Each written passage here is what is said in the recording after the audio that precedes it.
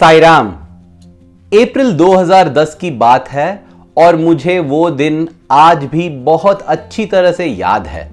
स्वामी आए थे दर्शन के लिए प्रशांति निलयम के साई कुलवंत हॉल में, और जैसे ही स्वामी हमारी ओर आ रहे थे, मेरे बाजू में जो बैठा हुआ था एक लड़का, एक छात्र, वो उठकर स्वामी को एक फोटो दिखाया। दूर से ही उस फोटो को देखते स्वामी ने कहा, पुरुषोत्तमानंदा। मतलब स्वामी के मुंह पर इतना आनंद था। और ये लड़के ने बताया, हाँ स्वामी।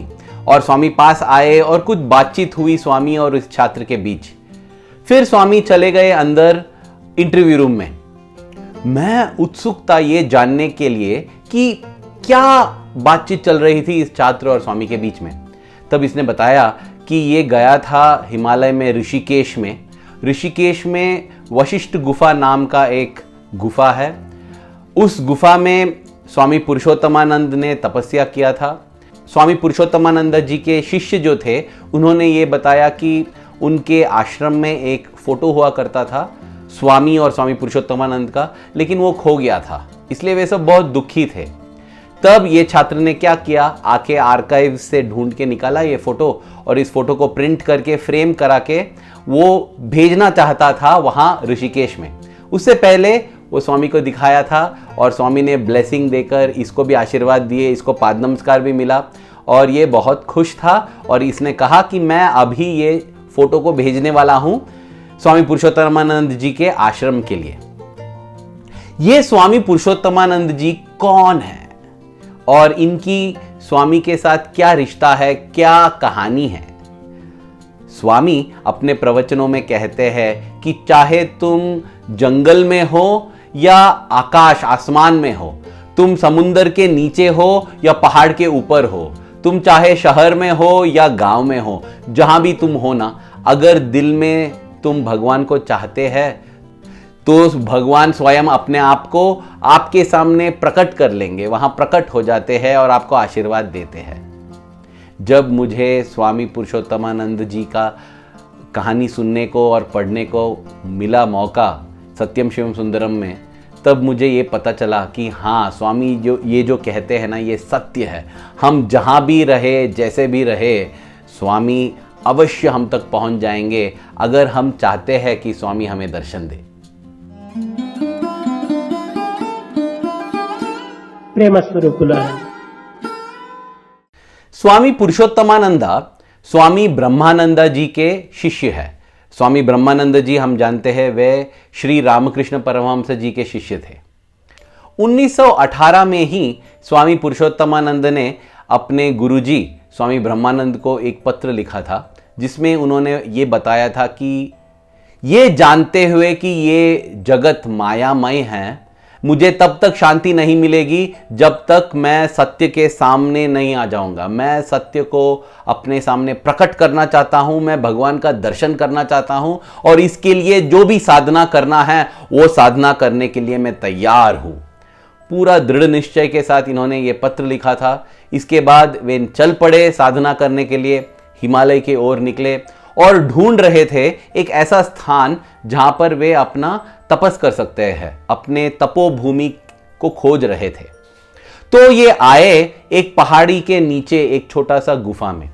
अभी इस गुफा को वशिष्ठ गुफा के नाम से जाना जाता है और यह माना जाता है कि इस गुफा में ही ब्रह्म ऋषि वशिष्ठ का जन्म हुआ था और उन्होंने अपनी तपस्या भी यहीं पर किया था। हम जानते हैं ब्रह्म ऋषि वशिष्ठ वे भगवान श्री राम के पहले गुरुजी थे। हाँ, ऐसे आध्यात्मिकता से भरा हुआ जगह है ये गुफा।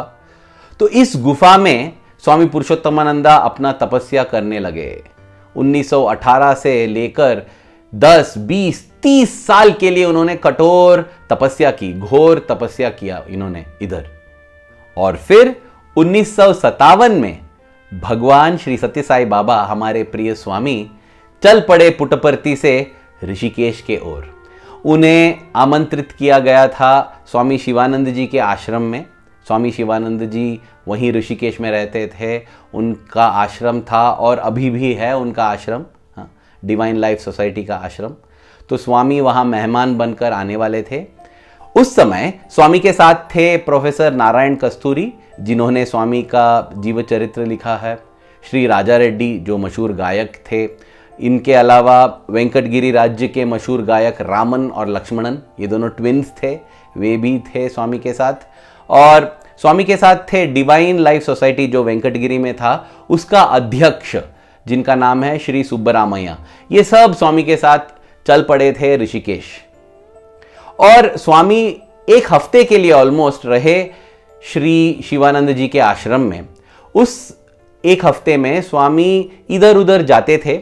26 जुलाई के दिन 1957 में स्वामी निकले गढ़वाल की राजकुमारी के भवन में। वहां जाके उन्होंने उनको आशीर्वाद दिया।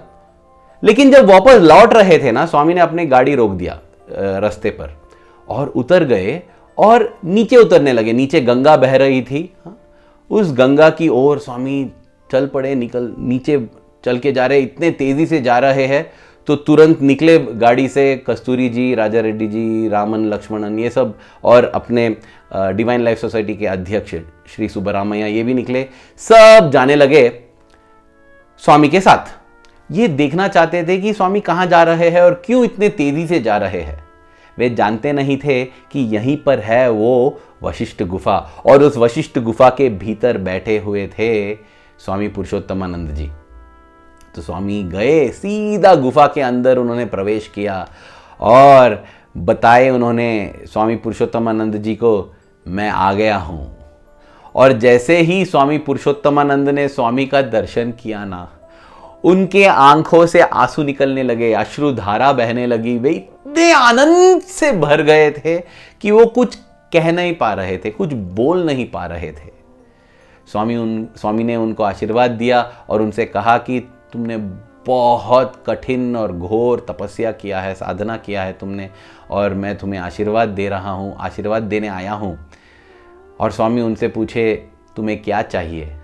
अरे पुरुषोत्तमानंद जी क्या बताएंगे, कुछ बोल नहीं पा रहे थे। ऐसा लग रहा था कि वे कह रहे हैं कि स्वामी आप आए मेरे लिए, आपका दर्शन हो गया और मुझे क्या चाहिए, बस और कुछ नहीं चाहिए। लेकिन उनके साथ ना, पुरुषोत्तमानंद जी के साथ थे उनका शिष्य स्वामी कलिकानंद जी।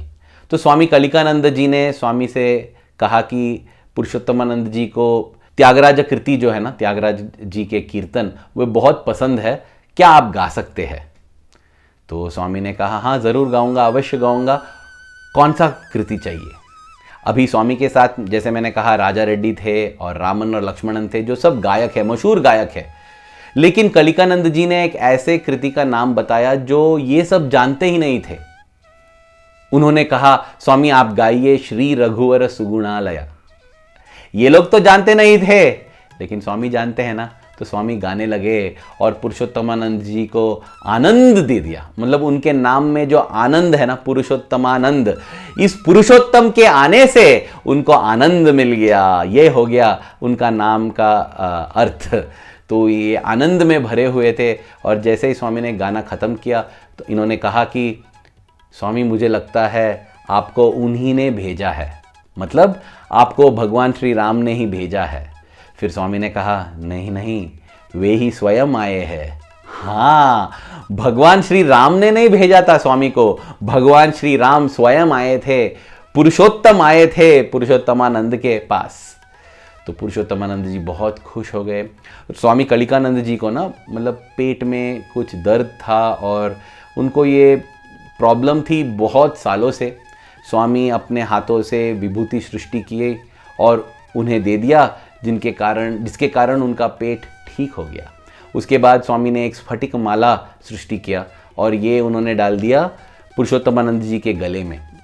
सभी को आनंद से भरते हुए, सभी को आशीर्वाद देते हुए स्वामी वशिष्ठ गुफा से चल निकले और फिर जाके गाड़ी में बैठकर चले गए स्वामी शिवानंद जी के आश्रम।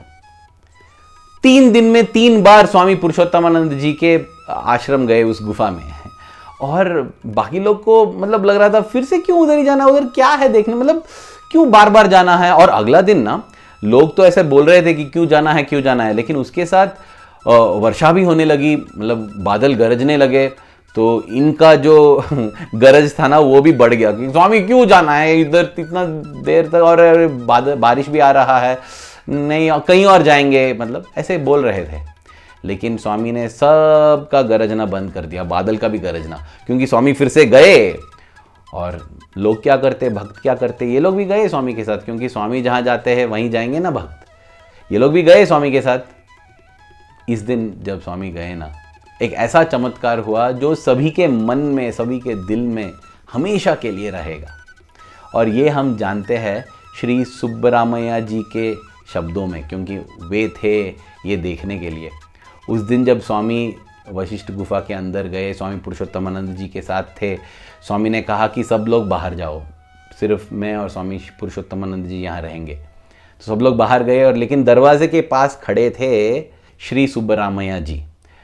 और वे कहते हैं कि उस दिन स्वामी ने इतना प्रेम के साथ बात किया पुरुषोत्तमानंद जी से। उसके बाद उन्होंने पुरुषोत्तमानंद जी के गोद पर अपना सर रखकर, मतलब जैसे बच्चे अपने माता पिता की गोद में सोते हैं ना, वैसे स्वामी सो रहे थे, लेट रहे थे। और पुरुषोत्तमानंद जी तो आनंद से भर गए। और उसके बाद ये हुआ। श्री सुब्बरामैया जी कहते हैं कि पूरा एक प्रकाश, एक ज्योति, एक सफेद रंग की ज्योति, प्रकाश पूरा गुफा को भर दिया, और वे कुछ देख नहीं पा रहे थे। बाद में इनको पता चला कि स्वामी पुरुषोत्तमानंद जी को ज्योतिर्पद्मनाभ का दर्शन दे रहे थे। हम जानते हैं पद्मनाभ वो है भगवान विष्णु, जो शेषशय्या पर लेटे हुए हैं, और उनके नाभि से निकल रहा है कमल, जिस पर भगवान ब्रह्म बैठे हैं। इस ज्योतिर्पद्मनाभ का दर्शन प्राप्त किया स्वामी पुरुषोत्तमानंद जी ने। उसके बाद वे कुछ बोल ही नहीं पा रहे थे, उनका जीवन धन्य हो गया। और उन्हें लगा कि जो सत्य के सामने वो आना चाहते थे ना, वो सत्य के सामने वे अभी आ गए हैं, वे अभी आ गए थे। क्योंकि ये भी तो सत्य है, सत्य साई, सत्यनारायण राजू। वे जानते नहीं थे कि इस सत्यनारायण राजू या इस सत्य साई उन्हें उनका सत्य के सामने लाकर रख देगा। 13 फरवरी 1961 को स्वामी पुरुषोत्तमानंद जी का महासमाधि हो गया। ये एक महाशिवरात्रि का दिन था, और उस दिन ठीक उस समय स्वामी प्रशांति निलयम में लिंगोद्भव कर रहे थे। स्वामी से जैसा ही लिंग निकल रहा था ना, वैसा ही उनमें एक हो रहा था पुरुषोत्तमानंद जी का आत्मा। तो ये लिंगोद्भव और इनका महासमाधि दोनों एक साथ हुए। और ये प्रोफेसर कस्तूरी ने लिखा है सत्यम शिवम सुंदरम में कि पुरुषोत्तमानंद जी जो अपने ज़िंदगी भर ये चाहते थे कि उन्हें सत्य का दर्शन करना है और उन्हें सत्य में एक हो जाना है, उनकी इच्छा पूरी हो गई और वे सत्य में एक हो गए सत्य का दर्शन करने के बाद। प्रिय भाइयों और बहनों, कभी कभी हमें ये लगता है कि हम बहुत तपस कर रहे हैं, हम साधना कर रहे हैं, लेकिन भगवान हमें प्राप्त नहीं हो रहे हैं, हमें भगवान का दर्शन नहीं मिल रहा है, उनका स्पर्शन नहीं मिल रहा है, संभाषण नहीं मिल रहा है। उस समय ना हमें स्वामी पुरुषोत्तमानंद जी की कहानी को याद करना चाहिए। हमें अपना दृढ़ निश्चय कभी छोड़ना नहीं चाहिए। स्वामी कहते हैं कि एक भक्त का श्रद्धा और सबूरी कैसी होनी चाहिए, कैसा दृढ़ निश्चित होना चाहिए एक भक्त। स्वामी ये कहते हैं कि हम जो चाहते हैं ना भगवान को, ऐसा चाहना चाहिए कि दो ही परिणाम होना चाहिए। एक, या तो हमें इस प्रयत्न में मर जाना चाहिए, या दूसरा भगवान हमारे सामने प्रकट होकर हमारी इच्छा को पूरी करना चाहिए। यही दो चीज होना चाहिए, और कुछ होगा तो ये भक्त का लक्षण नहीं है। भक्त का लक्षण है कि भगवान को प्राप्त करे या भगवान को प्राप्त करने की प्रयत्न में खुद खत्म हो जाए। हमें भी वैसा ही दृढ़ निश्चित रहना है भाइयों और बहनों। हमें ये प्रयत्न करना है, जितना दम है अपने हृदय में, अपने शरीर में, कि हमें भगवान को प्राप्त करना है, भगवान को प्राप्त करना है, भगवान को प्राप्त करना है, और कुछ नहीं चाहिए। प्रिय भगवान, प्रिय स्वामी, इस दुनिया जो है ना ये मायामय है। हम भी वही प्रार्थना करते हैं आपसे जो पुरुषोत्तमानंद जी ने किया था अपने गुरुजी से, कि ये जानते हुए कि ये जगत, ये दुनिया मायामय है, हम कैसे शांति में रह सकते हैं, हम कैसे आनंदित रह सकते हैं, बिना सत्य को प्राप्त किए। इसलिए स्वामी, हम सत्य को प्राप्त करना चाहते हैं, हम सत्य का दर्शन करना चाहते हैं, और हम एक ही सत्य जानते हैं, वो सत्य है सत्य साई, वो है आप प्रिय स्वामी। इसलिए ये प्रार्थना करते हैं कि जिंदगी के हर पल हर क्षण आपके प्रति हमारे दिल में जो प्रेम है ना, वो बढ़ते ही रहना चाहिए। धन्यवाद। जय साई राम।